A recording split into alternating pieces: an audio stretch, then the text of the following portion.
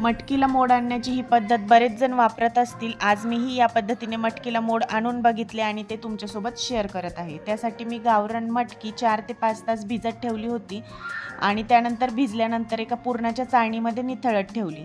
निथळल्यानंतर रात्री त्यावरती एक वाटी झाकण ठेवली. व्यवस्थित वाटीने मटकी कव्हर होईल अशी झाकली आणि एका उबदार ठिकाणी ठेवून दिले.